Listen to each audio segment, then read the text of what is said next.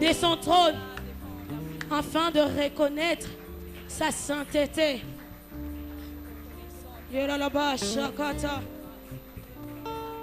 Oh, ce matin, nous reconnaissons que tu es le Tout-Puissant. Ce matin, nous reconnaissons que tu es le Seigneur de Seigneurs. Ce matin, nous reconnaissons que tu as créé toutes choses par ta parole. Nous le reconnaissons ce matin. Oh, c'est pourquoi nous t'adorons. Entends un cœur ce matin qui reconnaît ta toute puissance.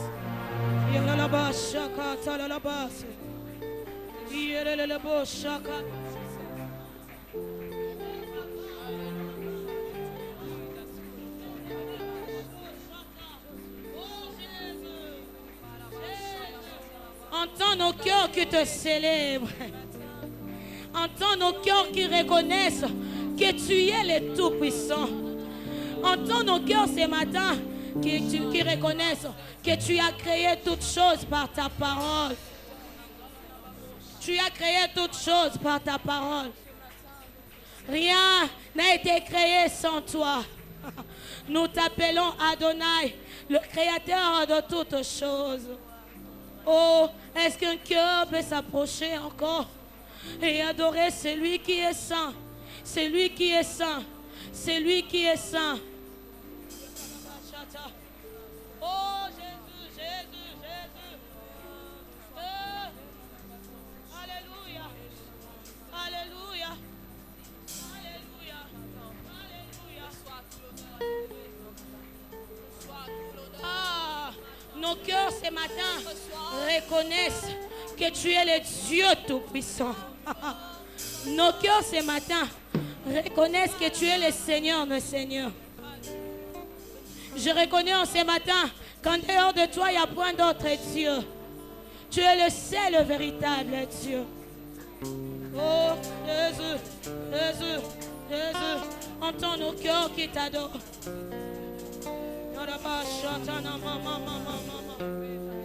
Ah, entends nos cœurs qui te célèbrent. Saint, Saint, Saint est le Seigneur. Saint, Saint, Saint est le Seigneur. Mélodie venue du ciel. Mélodie venue du ciel.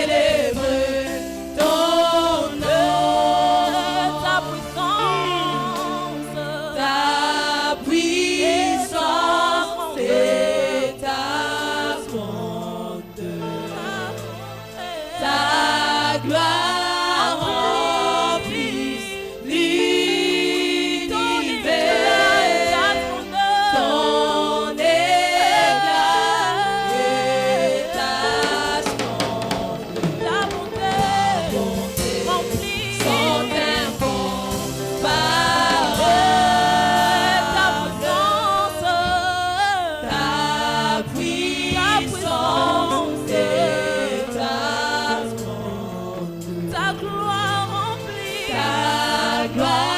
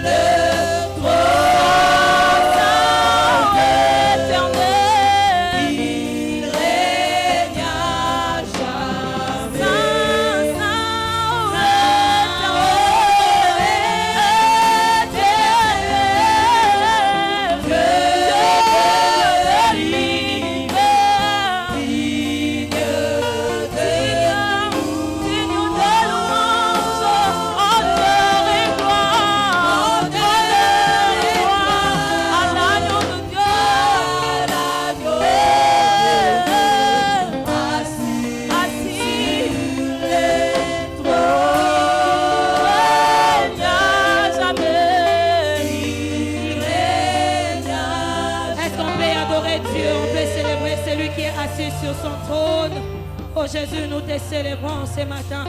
Tu es digne d'être adoré. Tu es digne d'être célébré. Tu en es digne, oh Dieu. Toi, le Tout-Puissant. Ce matin, nos cœurs t'adorent. Ce matin, nos cœurs te célèbrent. Ce matin, nos cœurs te louent. Nous reconnaissons ta toute-puissance. Nous reconnaissons que tu es le Seigneur, le Seigneur. Il règne à jamais. Dieu, parle.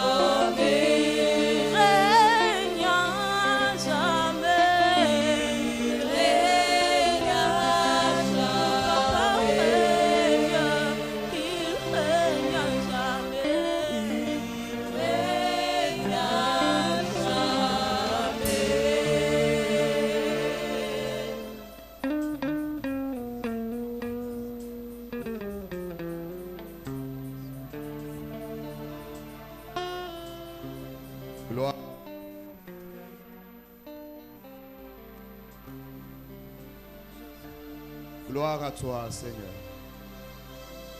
Père, nous voulons te bénir et te rendre grâce. Père, nous voulons te célébrer, reconnaître que tu es là au milieu de nous, que tu es présent au milieu de nous, que tu es pour nous le Père, le Abba, la source de toute suffisance. Et auprès de toi, nous nous approchons ce matin avec la ferme certitude que nous ne sortirons pas de ce lieu tel que nous sommes entrés. Tu connais nos attentes, tu connais nos besoins, tu connais nos cris, nos larmes. Tu sais voir au plus profond de chacun de nous. Laisse alors que la réponse particulière soit accordée à chacun de nous. Seigneur, merci pour ce temps que nous voulons avoir autour de ta table. Laisse que nous puissions être abreuvés et que nos cœurs soient nourris, que nos esprits soient nourris pour la seule gloire de ton nom. Nous disons Amen. Acclamons la présence de Dieu ce matin. Est-ce qu'on peut acclamer Jésus-Christ de Nazareth dans sa dignité, sa puissance, son autorité, son amour, sa miséricorde, sa suprématie. Il est élevé dans le ciel, élevé sur la terre, élevé en dessous de la terre. Il tient les clés de la mort et du séjour des morts. Alléluia. Gloire à toi, Seigneur. Veuillez vous asseoir. Que Dieu vous bénisse. Comme vous le savez, notre pasteur est en déplacement. Il avait été invité par LMTV et nous bénissons le Seigneur pour le travail qu'il est en train d'accomplir de l'autre côté. Et nous croyons dans vos prières pour soutenir notre pasteur au loin. Amen. Ce matin, Dieu nous a fait grâce de recevoir le pasteur Anthony que nous connaissons bien. Il n'est plus à présenter. Il a toujours été invité et pour nous, ce sera encore un honneur de le recevoir. Mais avant qu'il ne monte, nous allons présenter son épouse, Maman Andrea. Veuillez vous lever. Est-ce qu'on peut acclamer le Seigneur pour la présence de Maman Andrea? Merci, Maman. Il est aussi accompagné de notre frère Déo, qui toujours est au poste. Gloire au Seigneur. Alléluia. Alors, si nous avons la joie de recevoir le pasteur Anthony, acclamons le Seigneur pendant qu'il avance.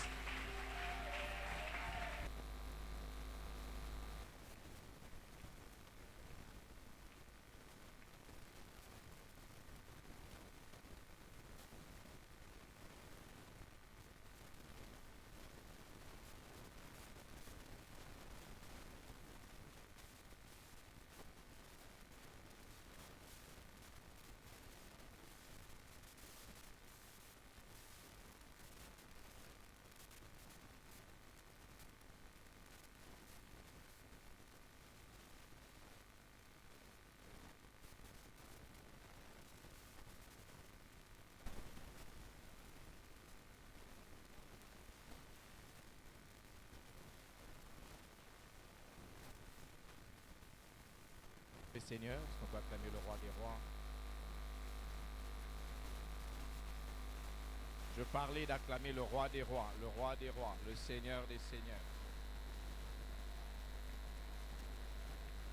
Acclame le roi des rois, acclame le roi des rois, acclame le roi des rois, acclame le roi des rois, acclame le roi des rois, acclame le roi des rois, acclame le roi des rois, acclame le roi des rois, acclame le roi des rois, acclame le roi des rois.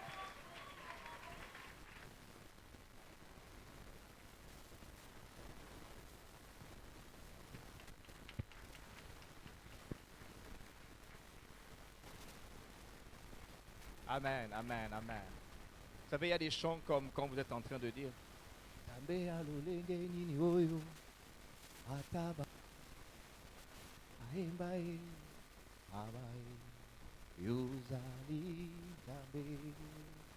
est-ce qu'on peut le chanter ce matin?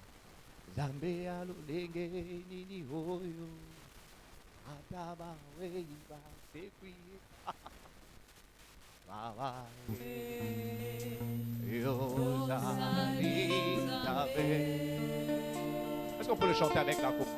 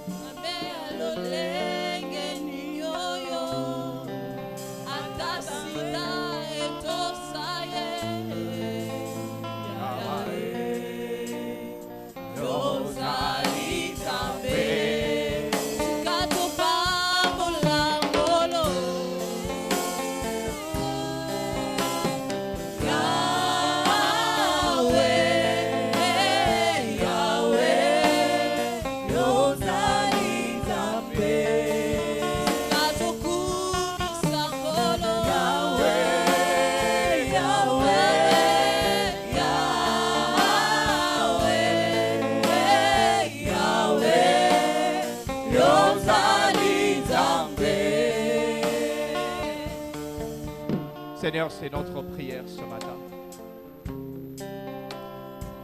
Tu es es Dieu, peu importe les circonstances. Tu règnes, peu importe les moments. Tu es Dieu, tu es Dieu. Ce matin, je prie que toi seul sois au rendez-vous. Merci pour cette merveilleuse présence dans laquelle tu nous as entraînés. Je prie, Père, que tu trouves le chemin du cœur de quelqu'un. Je prie que tu fasses du bien ce matin. Glorifie ton Saint-Nom, ô Dieu. Glorifie ta présence en ce moment. Je prie, Père, que tu me parles à moi-même, mais je prie que tu parles à mon frère et à ma soeur. Que l'honneur et la gloire soient à toi et à toi seul. Jésus, cache-moi derrière toi, je t'en supplie. Que l'on ne me voit pas moi, que l'on te voit toi. Que l'on ne t'écoute pas moi, que l'on t'écoute toi. Que je diminue et que tu croisses. Et que toute la gloire soit à toi et à toi. Honneur et gloire, je te donne. Et honneur et gloire, je te donnerai tous les jours de ma vie. Au nom de Jésus. Amen. Amen. Est-ce qu'on peut se rasseoir? Que le Seigneur soit béni. Est-ce que la technique peut m'aider avec le micro? Parce que j'ai l'impression d'avoir des pertes. La technique peut m'aider avec le micro un moment. Je voudrais dire gloire à Dieu, lui qui permet que je sois encore ici, parce que je crois que c'est sa grâce. Je me suis demandé, est-ce que je ne vais pas devenir membre d'Évangile de vie? Je crois qu'il faut écouter le Seigneur de temps en temps. Amen. Je bénis Dieu d'être son instrument aujourd'hui simplement. Et je prie vraiment qu'il puisse me rendre pour ces deux services. Et je prie je demeure fidèle à ses instructions. Je demeure fidèle à ce qu'il m'a dit de communiquer à son peuple en ce jour. À lui seul toute majesté, à lui seul toute gloire. Amen. Je voudrais dire merci au pasteur Vincent, maman Mamie. Merci à tout le corps pastoral. Pasteur Vincent, maman Mamie, merci. Je prie que là où il est, s'il est en train de nous suivre, pasteur Vincent, amen. Que Dieu soit béni. Merci pour la confiance, maman. Merci pour l'amour. Et merci pour cette main d'association. Je prie d'être digne à Dieu et que je sois digne à vous. Merci à mon pasteur, le pasteur Ken Luamba et à maman Nathalie qui ont permis à ce que je sois ici. Mais je prie surtout que l'onction qu'il y a sur mon père, l'apôtre Roland, soit avec moi en ce moment. Et je prie que le Seigneur nous bénisse. Andrea, merci pour ta présence. On t'a déjà présenté, donc je ne te fais pas lever. Alors, elle et moi, cette année, on aura 19 ans de mariage. Ça fait tellement de joie. Il y a quelques jours, je la regardais et j'ai l'impression que c'était la même chose qu'il y a 19 ans. En fait, ça fait 29 ans qu'on se connaît. Donc, je l'ai rencontrée à l'école secondaire, donc vous imaginez. J'étais encore en bleu-blanc. Monis Kosuki. Merci à vous, Église. Lisons ensemble 2 Rois, chapitre 5. 2 Rois, chapitre 5. Est-ce que nous pouvons nous lever pour honorer le Seigneur en lisant sa parole? Est-ce qu'on peut se lever, s'il vous plaît? 2 Rois, chapitre 5. À partir du premier verset, on va lire une série de messages. Naaman, chef de l'armée du roi de Syrie, jouissait de la faveur de son maître et d'une grande considération. Car c'était par lui que l'Éternel avait délivré les Syriens. Mais cet homme fort et vaillant était lépreux. Or, les Syriens étaient sortis par les troupes et ils avaient amené captive une petite fille du pays d'Israël qui était au service de la femme de Naaman. Et elle dit à sa maîtresse, « Oh, si mon Seigneur était auprès du prophète qui est à Samarie, le prophète le guérirait de sa lèpre. » Naaman alla dire à son maître, « La jeune fille du pays d'Israël a parlé de telle et telle manière. » Et le roi de Syrie dit, « Va, rends-toi à Samarie et j'enverrai une lettre au roi d'Israël. » Il partit, prenant avec lui 10 talents d'argent, 6000 cycles d'or et 10 vêtements de rechange. Versets 9 à 11. Naaman vint avec ses chevaux et son char, et il s'arrêta à la porte de la maison d'Élisée. Élisée lui fit dire par un messager, « Va et lave-toi 7 fois dans le Jourdain, ta chair redeviendra saine. » Naaman fut irrité et il s'en alla en disant, « Voici, je me disais, il sortira vers moi et se présentera lui-même et il invoquera le nom de l'Éternel, son Dieu. Il agitera sa main sur la place et guérira le lépreux. » 13 à 14. Mais ses serviteurs s'approchèrent pour lui parler et ils dirent, « Mon père, si le prophète t'eût demandé quelque chose de difficile, ne l'aurais-tu pas fait? Combien plus dois-tu faire ce qu'il t'a dit? Lave-toi et tu seras pur. Il descendit alors et se plongea 7 fois dans le Jourdain, selon la parole de l'homme de Dieu. Et sa chair redevint comme la chair d'un jeune enfant, et il fut pur. Ceci est la parole de Dieu. Je suis ce qu'elle dit que je suis. Je possède ce qu'elle dit que je possède. Aucune autre parole n'aura d'effet dans ma vie, si ce n'est cette parole, au nom de Jésus. Amen. Est-ce qu'on peut se rasseoir? Belle histoire que nous connaissons quand nous lisons ce récit de 2 Rois chapitre 5. Très très belle histoire, très belle histoire, et c'est une histoire que nous connaissons. Étant à l'école de dimanche, je pense en avoir parlé à plusieurs reprises. Lecteur de la Bible, je pense que vous le connaissez, vous connaissez cette histoire. Un récit d'un général qui est fort, un récit d'un général qui est puissant, un récit que nous allons exploiter année après année, un récit qui parle de la guérison d'un grand chef de guerre. Il s'y retrouve quand même quelques intrigues et quelques complexités quand nous lisons ce texte, quand on regarde les faits tels qu'ils sont décrits, quand on regarde la manière dont cela est présenté. Naaman est décrit ici quand nous lisons le chapitre 5 à partir du 5e verset. On voit comment on est en train de le décrire et on dit « il est chef de l'armée ».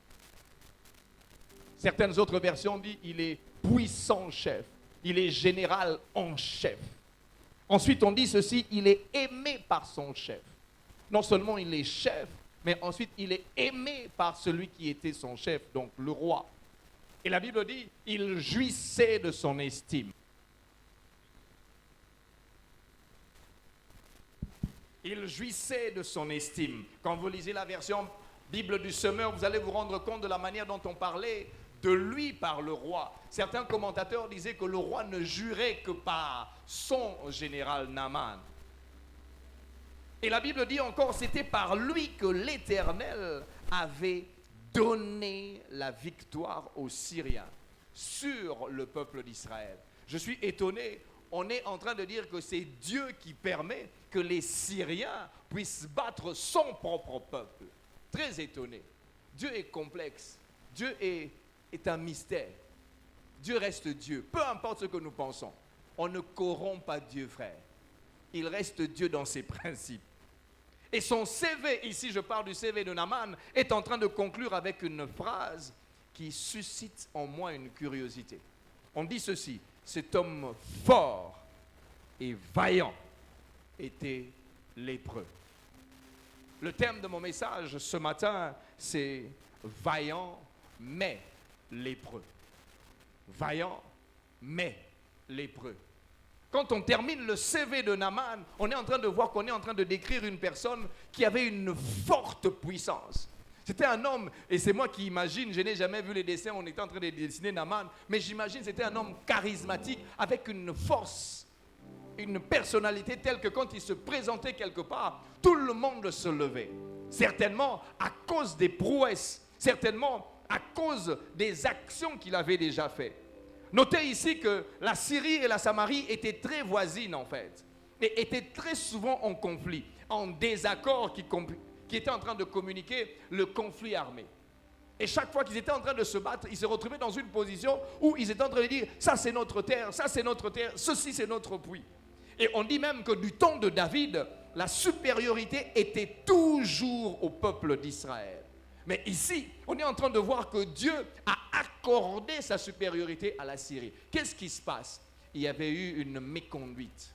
Il y avait eu une sorte de transgression de la part du roi. Et Dieu, il ne se mélange pas avec le péché. Il dit, je vais vous montrer que je suis Dieu. Il permet qu'un général, mais lépreux et de la Syrie, puisse avoir une force sur Samarie. Notez aussi qu'à cette époque, le roi est Joram en Syrie et Aram qui est aussi Ben-Hadad.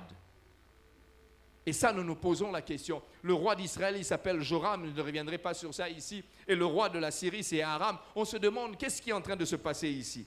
Et quand on parle de Naaman, étrange, le nom de Naaman veut dire agréable. Quand je lis la Bible, j'étudie, je dis, oh, comment Naaman qui pouvait être lépreux, général en Syrie, et puis c'est étrange, agréable. Lisant beaucoup de commentateurs, certains théologiens, on disait même qu'il était agréable à Dieu. On dirait que Dieu avait trouvé en lui un cœur vrai. Dieu avait trouvé en lui. Ça, ce sont les commentateurs, ce n'est pas la Bible qui le dit. Et vous trouvez le nom de Naaman 14 fois dans l'Ancien Testament. Quand vous étudiez la Bible, vous allez vous rendre compte qu'il commence à un certain endroit et ensuite on voit dans 2 Rois 5 et une seule fois dans le Nouveau Testament. Nombre 26, 40 est même en train de dire qu'il est le fils de Béla et qui est enfant de Benjamin. Quand nous étudions la Bible, nous voyons quand on parle de Benjamin, on parle de Rachel. Rachel qui était la femme la mieux aimée en fait. Et vous vous rendez compte donc qu'il y avait une souche de Jacob derrière. Donc il y avait une sorte d'empreinte des enfants d'Israël dans le nom de Naaman. Et vous le retrouvez aussi dans Genèse 46, le verset 21. Enfant de Benjamin. Donc, il y a une certaine grâce qui s'attache à lui. Et donc, le nom de Naaman qui veut dire Dieu est agréable. Et donc, on dit ceci, il y avait une sorte d'attachement à Dieu à cause de Rachel, à cause du fait qu'il avait été la femme la mieux aimée. En revenant dans notre texte, nous voyons qu'il y a une description de Naaman. Et dans sa description, une gloire est attachée à lui. Quel type de gloire? Notez bien, la Nouvelle Bible seconde dit que c'était un homme important aux yeux de son Seigneur. Quand on parle d'un homme important, dans la sphère dans laquelle moi je travaille, lorsque vous rendez une autorité qui arrive, lorsque la personne qui est autorité, tout le monde se lève. Tout le monde doit lui donner les honneurs. C'était le type de Naaman. Dans la version Free Martin, on dit que c'était un homme puissant auprès du Seigneur. Puissant. Puissant. Dans la version Bible du Semeur, on dit ceci, c'était un homme que son maître tenait en haute estime. Comment un roi pouvait dire de son général ce qui était Ngalazate? C'est comme ça qu'on était en train de considérer Naaman. C'était un homme auprès de qui la gloire était véritablement assise. Il jouissait d'une grande considération. Et ça, nous le voyons dans le verset 1. On dit, il jouissait de la faveur de son maître et d'une grande considération. Comment on peut décrire un homme comme ça? Certainement à cause de tellement de guerres qu'il avait gagnées. Et on voit ici que ses prouesses font de lui un général et un véritable chef de l'armée. Quelle tactique de guerre il ne connaissait pas?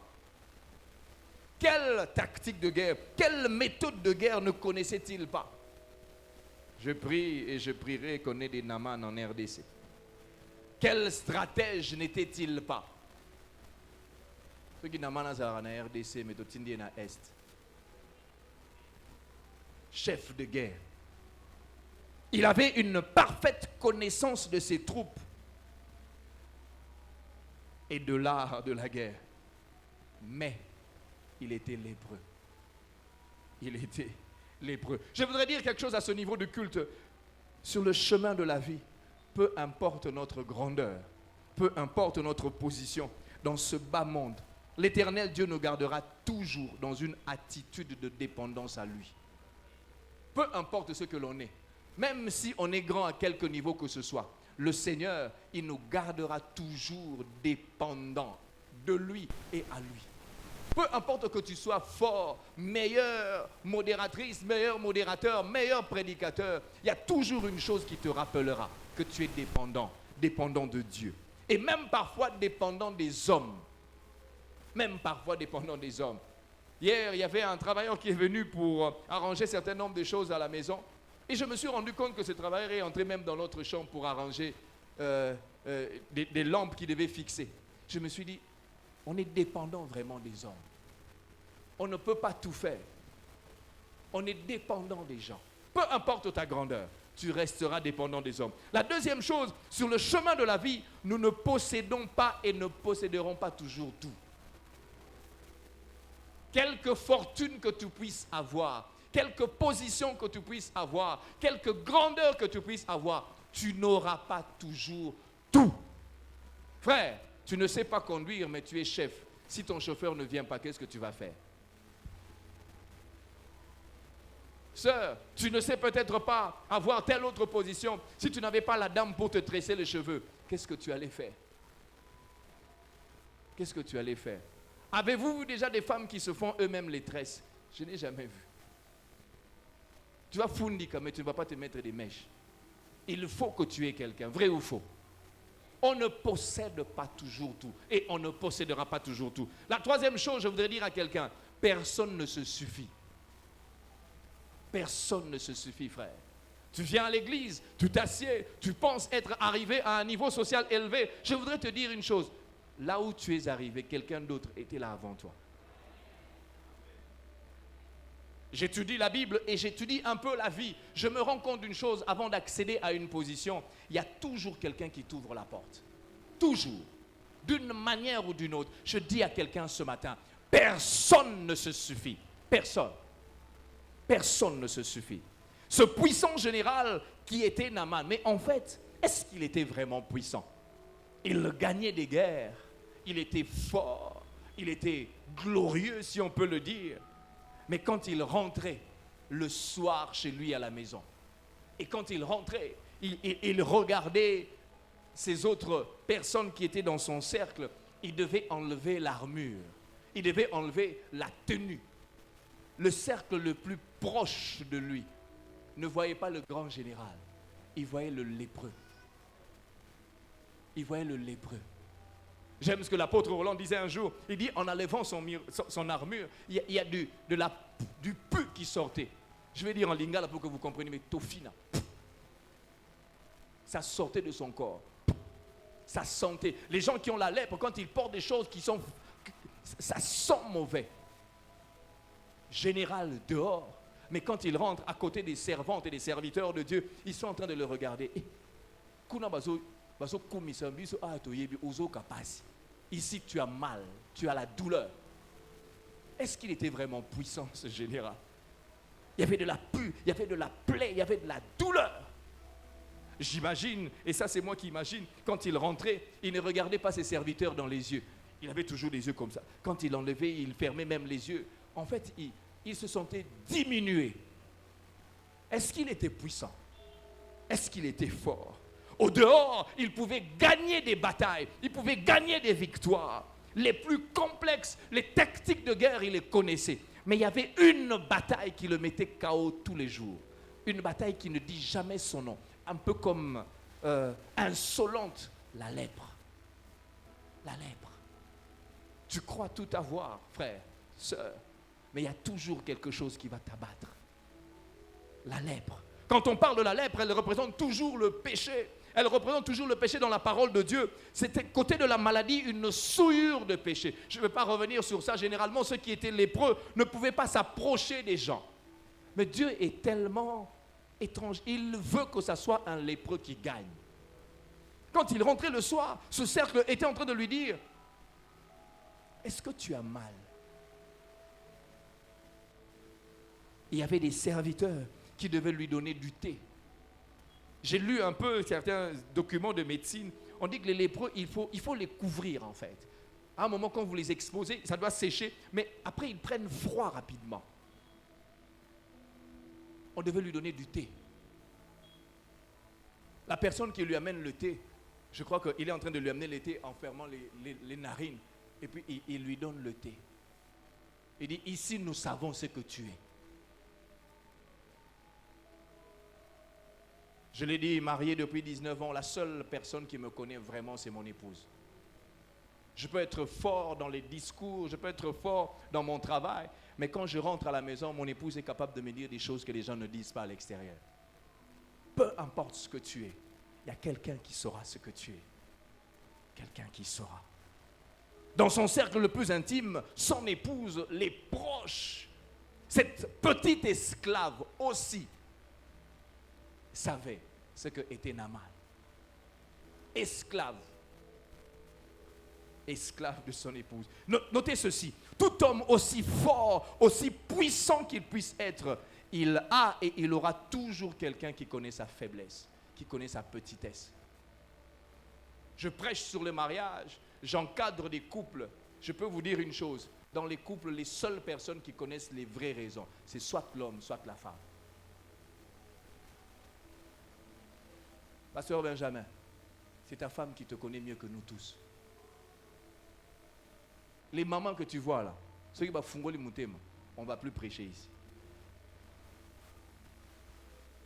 Il y a toujours quelqu'un qui connaît.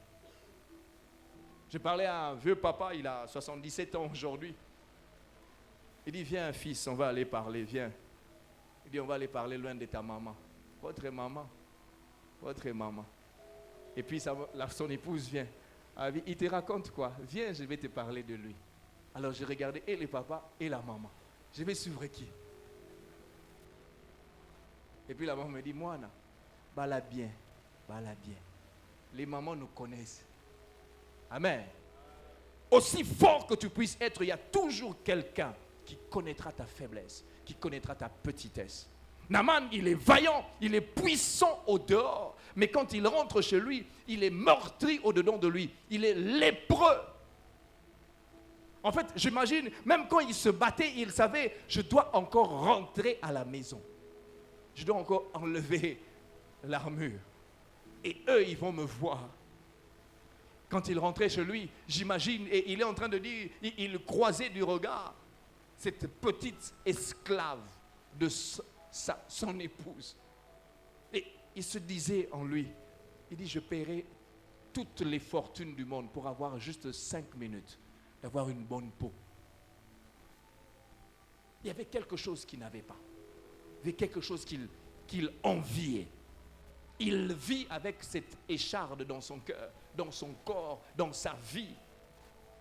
Il vit avec ce poids. Il vit avec ce complexe vis-à-vis de ses proches.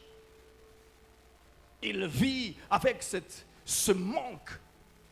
Quand il n'était pas en train de combattre, il était assis. Il regardait probablement celui qu'on appelait même le Likili, le caporal le plus bas. Il le voyait avec un corps fort et dit, si je pouvais même être comme lui.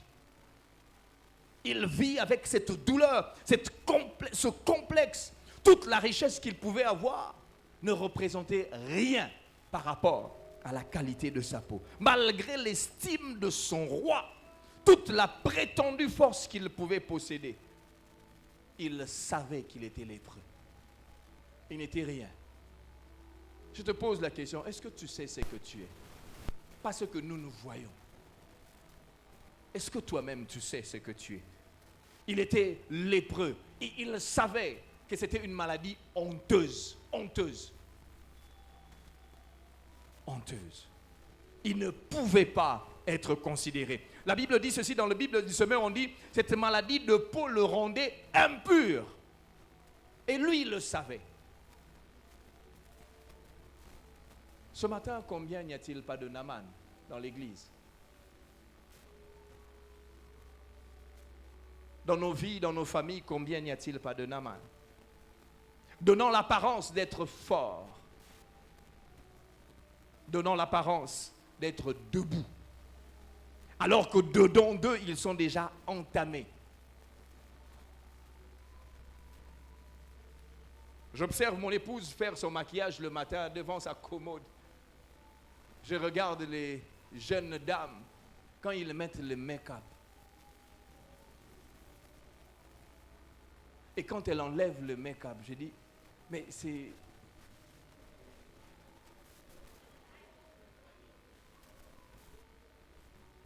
Combien de gens ne donnent pas l'apparence d'être beaux et belles, mais ils sont déjà entamés au-dedans d'eux? Combien n'y a-t-il pas ici qui ont dansé, qui ont jubilé, mais ils ont le diagnostic du médecin? Tu as un début de cancer de sein, début de cancer de côlon, début de cancer de prostate.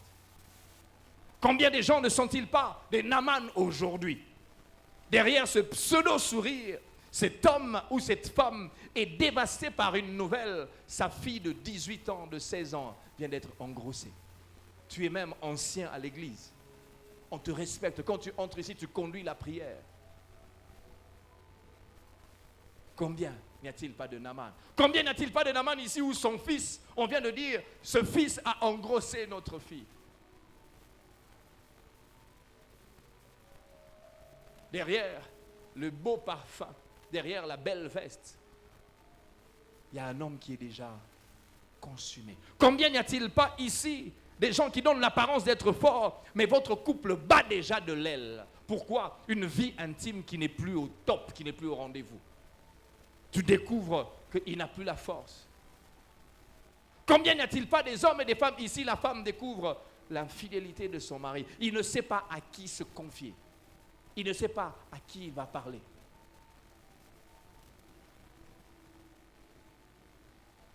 Combien? Tu donnes l'apparence d'être fort, mais tu traînes un certain nombre de péchés. Tu luttes avec des choses. Combien n'y a-t-il pas des gens dans l'église où tu es en train de lutter avec la pornographie, tu luttes avec la masturbation, tu luttes avec l'impudicité en toi. Tous les jours, tu viens à l'église, tu chantes, tu pries, tu adores. Il y a des choses que le Seigneur ne permet pas que nous on voit.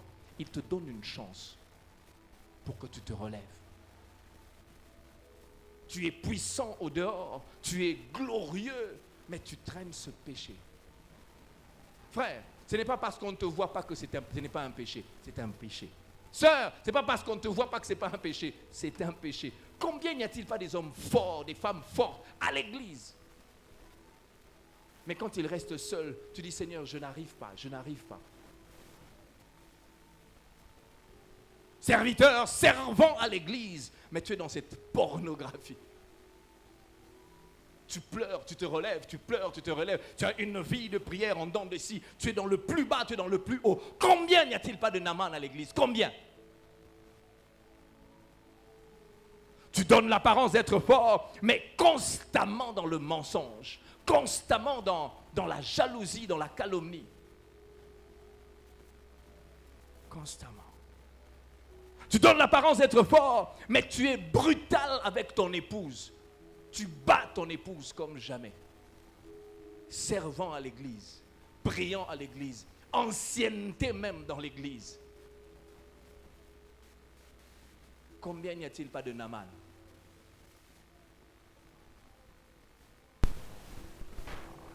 Combien? Tu es brutal avec tes enfants. Quand tu arrives à la maison, tout le monde doit fuir. Toi, tu es le shérif. Toi, tu es le général. Tu crois que c'est ça la gloire. Ce n'est pas ça la gloire, frère. Quand tu arrives à la maison, tes enfants doivent courir vers toi.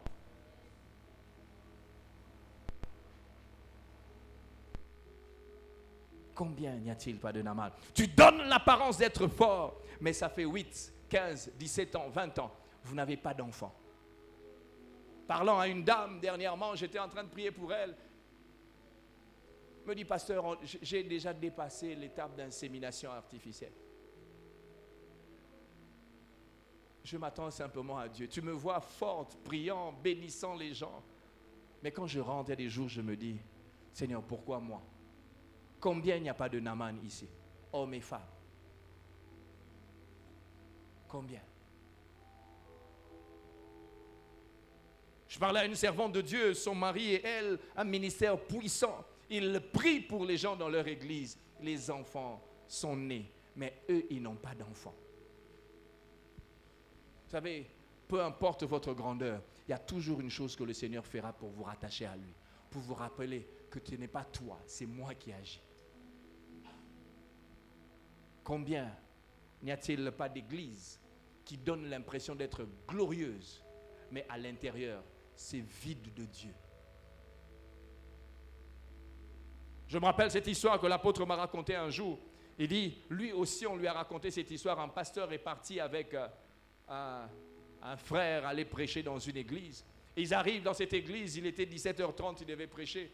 Et quand ils arrivent, l'église n'était pas encore ouverte. Il regardait l'invitation, il dit, on a dit 17h30. Il appelle le pasteur lui dit, oh, aussi au commun, oh non, il dit, mais c'était 17h30. Il va à l'église, il trouve le pasteur, il était en culotte, il devait repasser. Il dit, une heure après, ils arrivent. Il pose la question au Seigneur, est-ce que tu m'as demandé de venir ici? Est-ce que tu es ici? L'Esprit lui dit, même moi, c'est la première fois que je viens.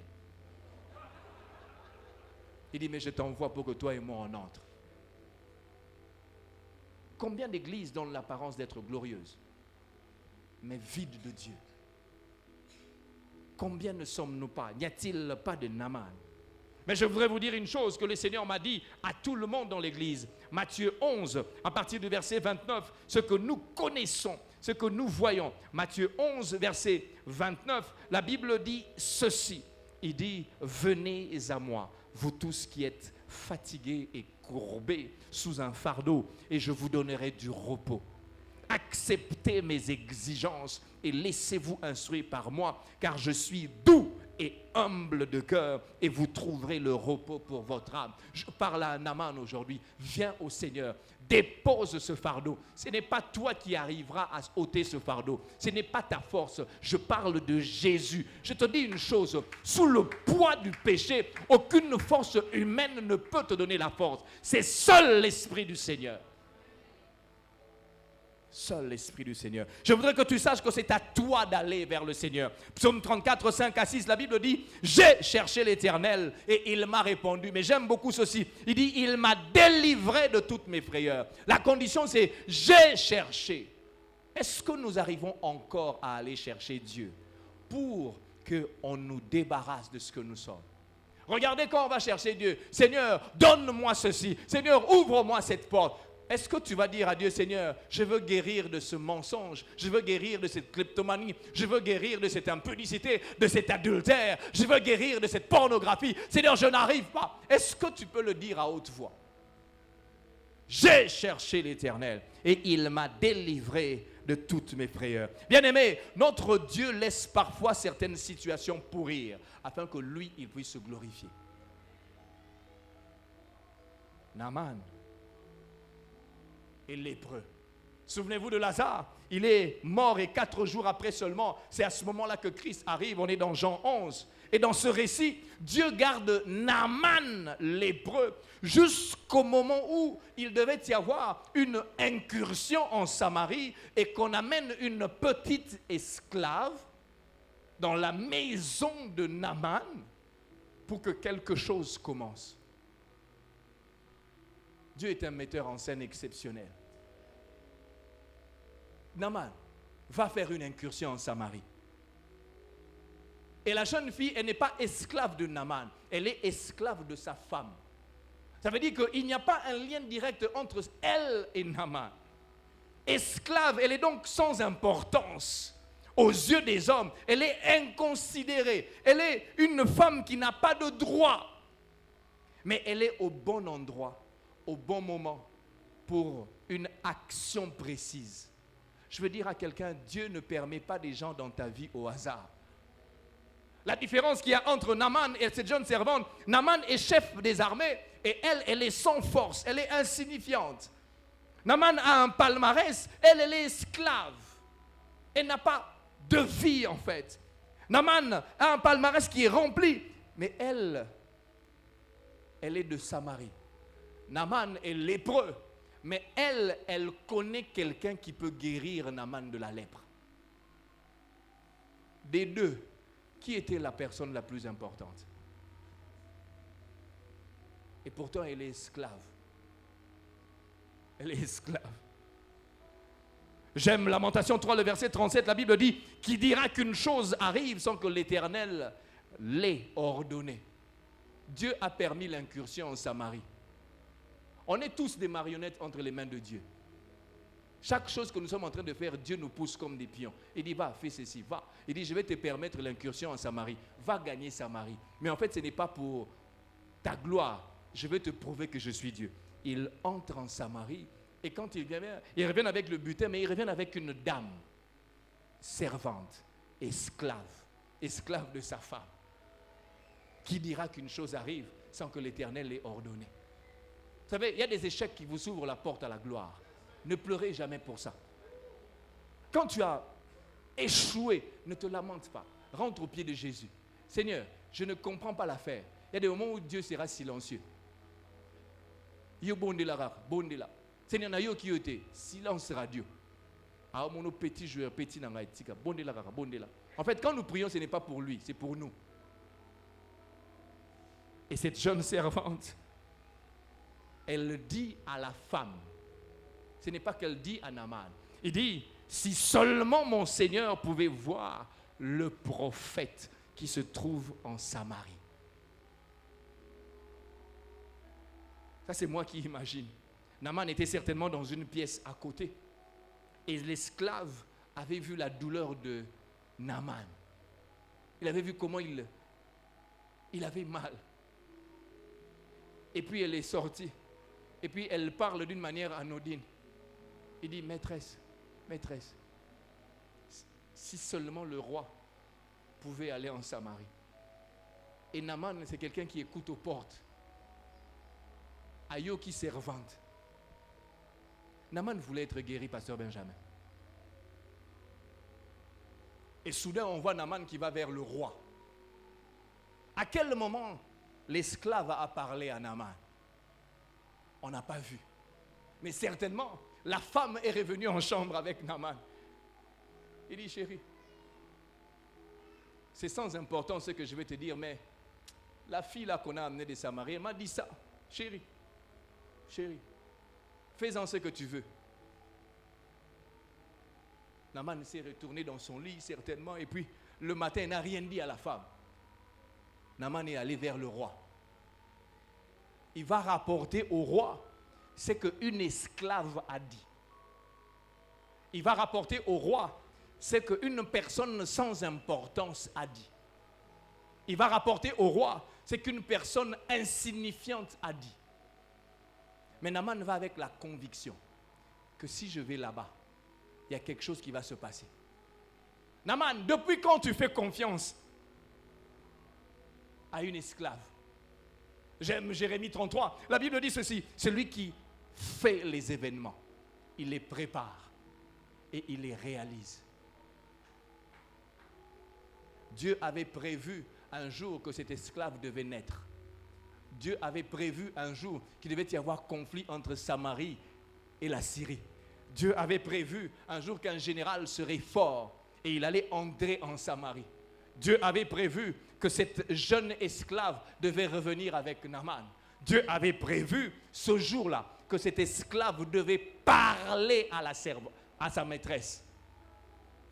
Je voudrais dire à quelqu'un, le Dieu que nous servons, c'est un Dieu du processus. C'est un Dieu du processus.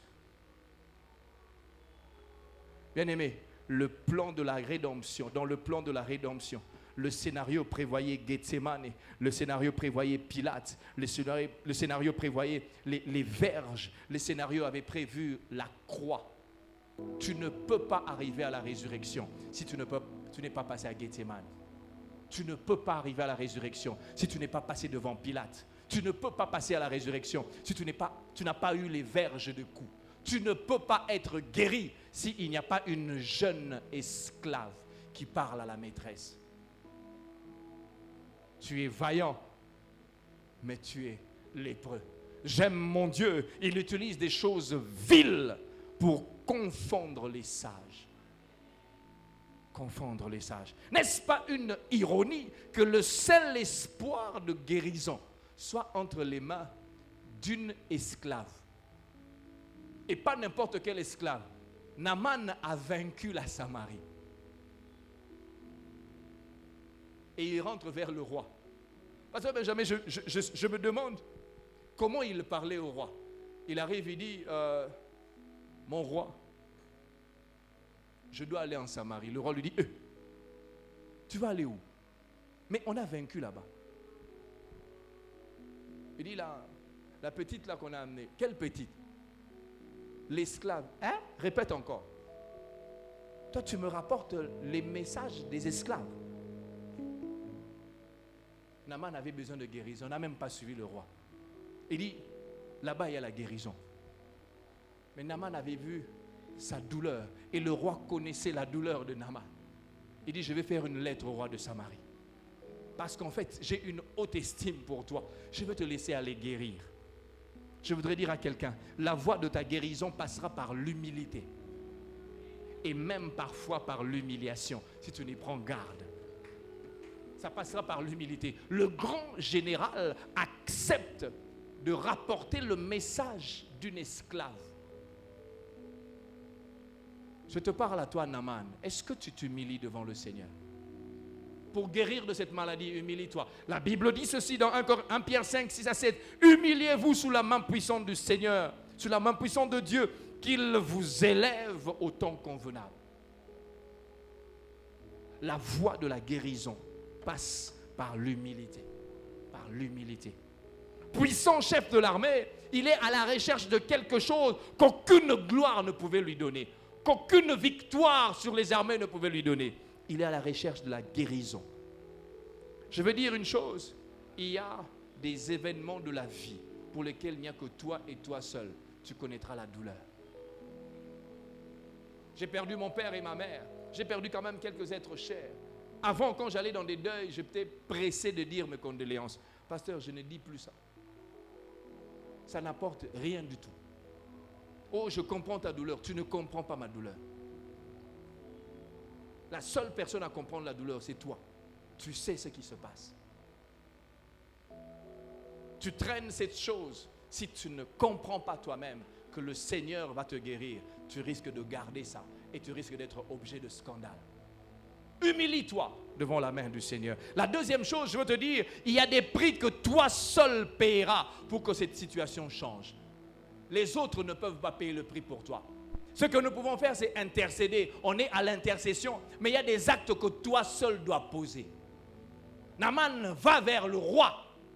Et Naaman doit pouvoir se déplacer, aller jusqu'en Syrie, en Samarie. Il va d'abord vers le roi. Ensuite, il rapporte le message de l'esclave. Est-ce que tu payes le prix pour ta guérison?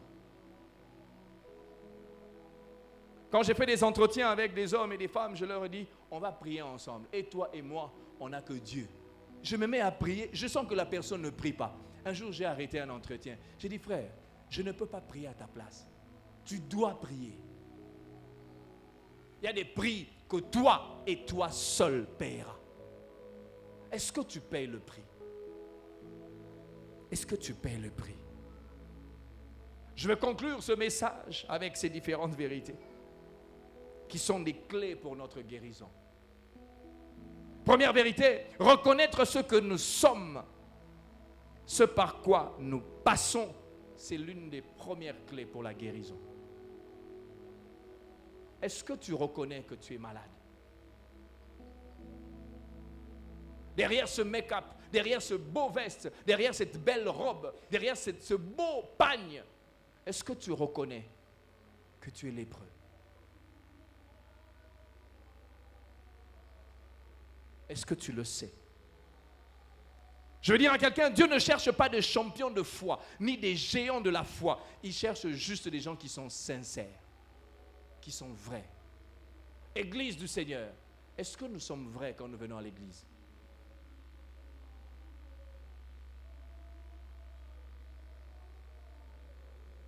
Qui sont vrais avec eux-mêmes et vrais avec Dieu. Reconnaître ses ou sa faiblesse n'est pas signe de faiblesse, mes amis. Non, pas du tout. N'est pas signe de faiblesse. Cela t'ouvre la voie à la miséricorde de Dieu. De Samuel 12, 13 à 14, on voit le grand David, il dit, j'ai péché contre le Seigneur. Il le reconnaît lui-même. C'est à ce moment-là que la voie de Dieu lui a été ouverte. Quand nous regardons le texte du fils prodigue dans Luc 15, on dit, j'irai vers mon Père. Je reconnais, il sait qu'au-dedans de lui, il y a quelque chose qu'il a fait. Est-ce que nous reconnaissons notre état? Dieu est là, il est patient, il nous attend.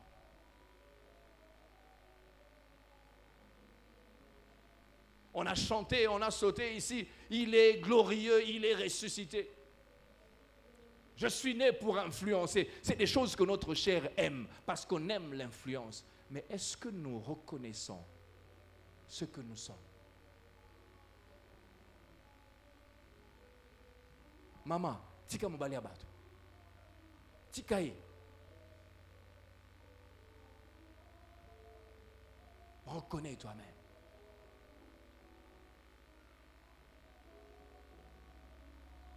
Yope papa, tika moi si.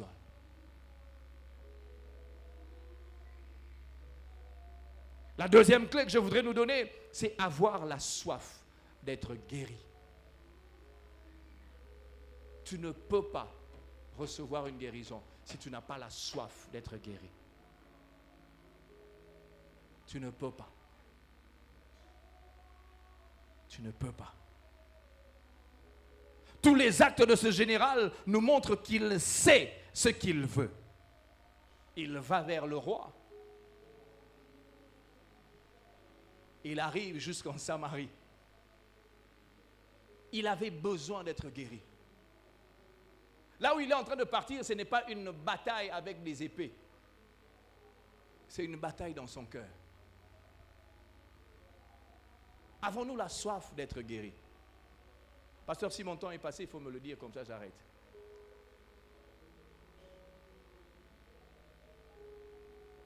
Avons-nous la soif d'être guéris?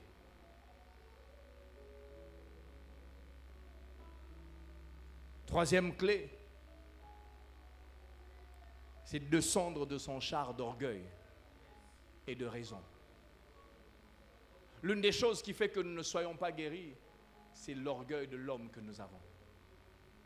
C'est l'orgueil de l'ancien à l'Église. C'est l'orgueil de l'ancienneté dans les choses de Dieu. Dieu ne fonctionne pas avec ton ancienneté. Dieu fonctionne avec ta relation avec Dieu. Les gens les plus difficiles à évangéliser, Pasteur Benjamin, c'est les gens qui sont dans l'ancienneté à l'église. Ils te connaissent la Bible. Il va te dire, non, tel pasteur avait donné telle nuance de telle chose, de telle chose. Il t'explique son péché. Il justifie par la Bible son attitude.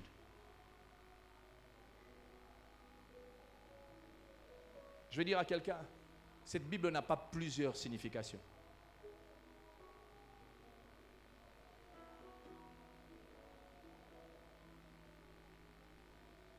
Descend de ce char d'orgueil. Par sa position, par sa fonction, il se disait que normalement sa guérison devait se faire d'une manière particulière.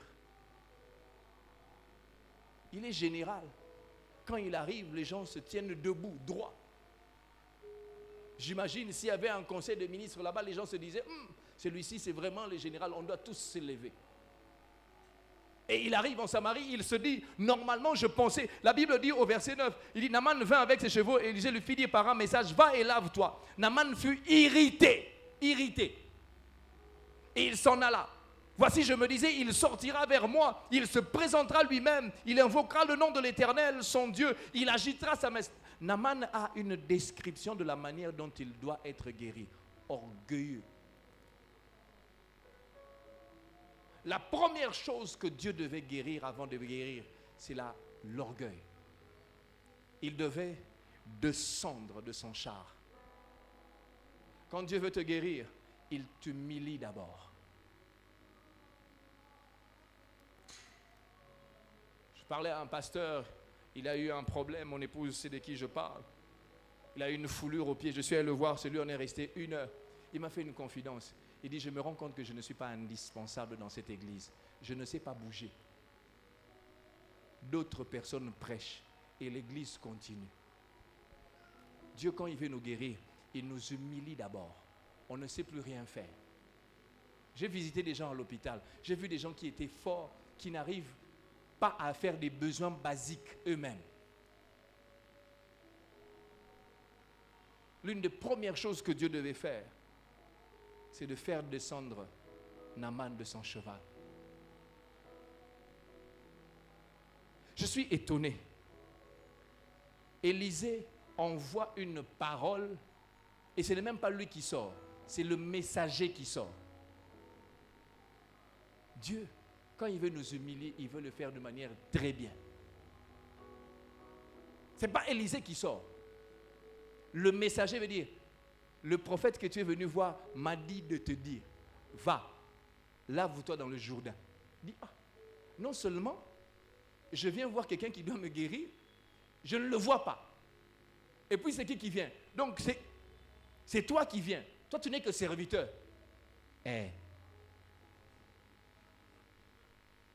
Donc, Naaman est doublement irrité. Il n'a pas vu Élisée. Et c'est lui qui vient lui donner la guérison. C'est un serviteur, un messager. Troisième chose, c'est qu'il dit, va dans les eaux du Jourdain. Demandez aux lecteurs de la Bible et aux commentateurs. Les eaux du Jourdain n'avaient pas une bonne apparence. On dit même que c'était des eaux boueuses, des eaux un peu sales. Il dit, mais moi je connais les eaux du Jourdain. Comment je peux aller me laver 7 fois, pas une fois? Donc tu entres 7 fois dans une eau sale. Non, moi je ne peux pas. Moi, Naaman, le grand Naaman, non. J'aime Dieu. Il suscite encore d'autres serviteurs. Ils viennent encore vers Naaman. Si on t'avait demandé une chose compliquée, est-ce que tu ne l'aurais pas fait? Je te parle à toi, Naaman. Je suis aussi serviteur. Je ne te demande pas une chose compliquée. Entre dans le Jourdain. Entre dans le Jourdain. Il était vaillant. Il était lépreux. Dieu veut traiter d'abord notre orgueil afin que toute notre vie, nous sachions que c'est lui seul qui est le Dieu grand. Je parlais de la 4e vérité au 2e culte. Je voudrais nous demander de nous lever. Dieu m'a dit de vous dire, Matthieu 11, 28 à 29. Y a-t-il un Naaman ce matin? Y a-t-il un Naaman dans un couple aujourd'hui? Y a-t-il un Naaman dans l'église? Y a-t-il un Naaman?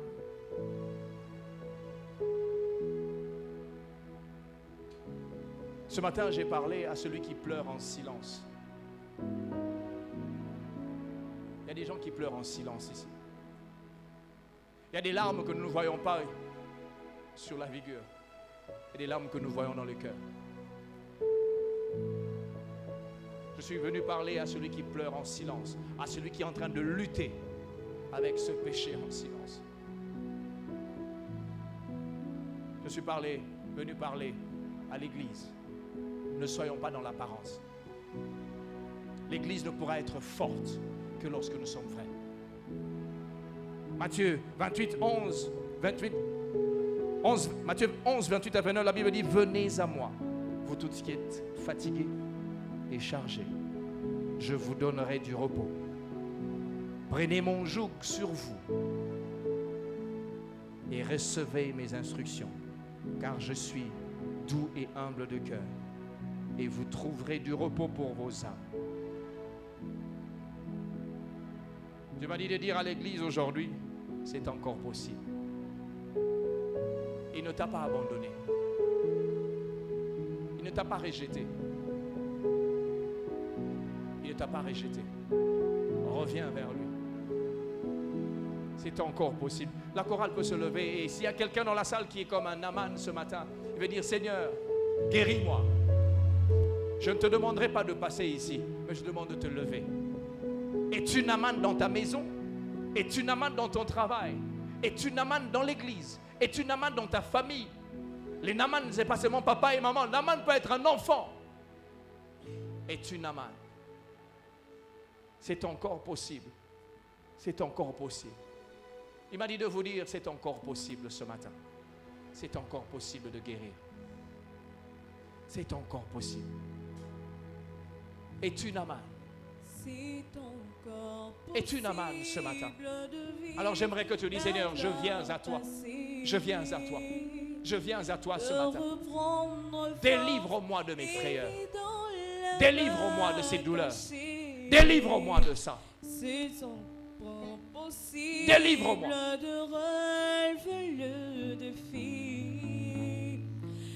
Toi qui t'es levé, commence à prier. Commence à parler à Dieu. Commence à parler à Dieu. Commence à parler à Dieu. Parle à ce Dieu. Parle à ce Dieu, je t'en supplie. Parle à ce Dieu. Parle à ce Dieu ce matin. Parle à ce Dieu. Parle-lui, parle-lui. Parle-lui ce matin. Il te demande de plonger dans les eaux du Jourdain. Demande la guérison. Demande d'être délivré de ça. Demande d'être délivré de ça. Ce poids que tu traînes. Ce poids que tu traînes. Ce poids. Libère-toi de ça. Libère-toi de ça. C'est possible de remettre. C'est encore possible d'avoir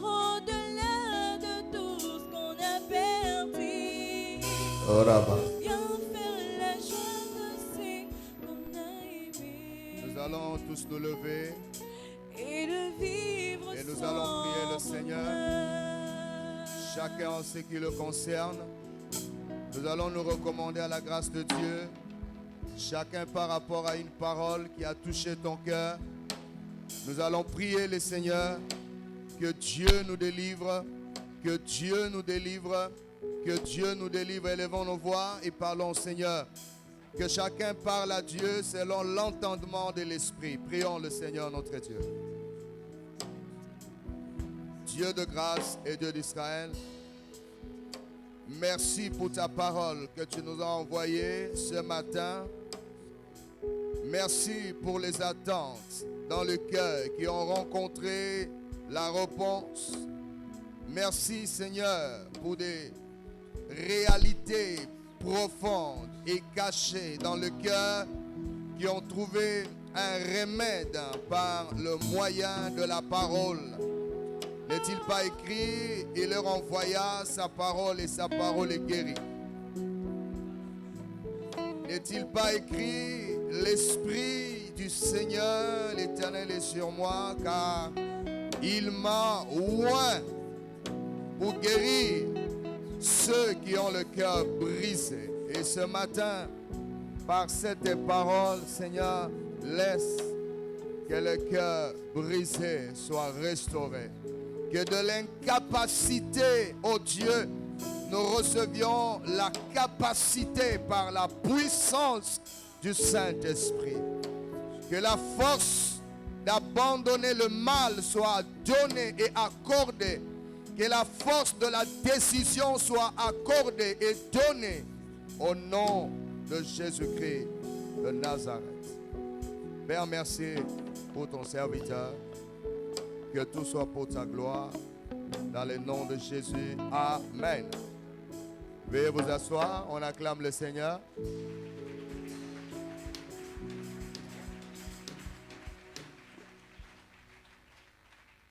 Alors, baissons nos têtes. On va prier pour les offrandes.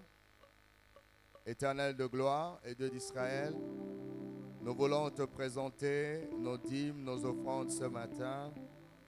Daigne les recevoir et les agréer comme un véritable parfum de bonne odeur et remplir les greniers de chacun de nous conformément à ta parole au nom de Jésus. Amen. Voilà, les paniers vont devoir passer. Nous allons donner nos offrandes et en même temps, nous allons donner les communiqués pour gagner en temps.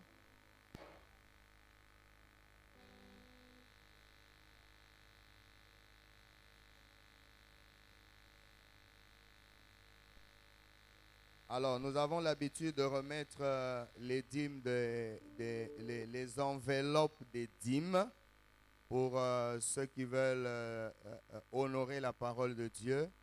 Je vais demander aussi au service d'accueil. Pardon? On va donner ça après. Ok, gloire à Dieu. Alors, nous avons le grand rassemblement des héros, ce grand rassemblement des jeunes de notre église. Ce grand rassemblement va avoir lieu du jeudi 27 au samedi 29 avril à partir de 17h juste. Alors il est demandé à tous les parents de s'assurer que les jeunes qui sont dans nos maisons vont venir assister à ce grand rassemblement. Et il y aura, je crois, un panier exceptionnel qui sera placé là-bas à la sortie. Et si vous voulez contribuer à ce grand rassemblement des jeunes, vous allez devoir déposer quelque chose selon le Saint-Esprit dans ce panier-là en sortant de l'église.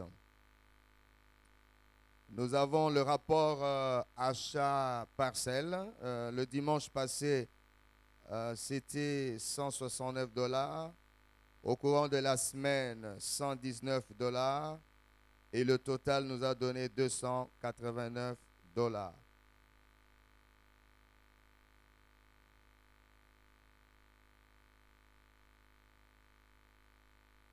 Alors, avant que le frère Dieudonné ne vienne pour continuer les autres communiqués, je vais laisser la parole à notre frère Fabrice Kibonge, qui va aussi nous donner certains détails par rapport à notre déménagement. Vous savez que nous sommes en plein processus où nous sommes en train de nous préparer pour aller dans notre propre parcelle. Et je vais devoir inviter le frère Fabrice Kibonge qui va un peu nous donner les détails. Et après cela, ce sera le frère Dieudonné qui pourra continuer avec le communiqué. J'invite frère Fabrice pour les détails.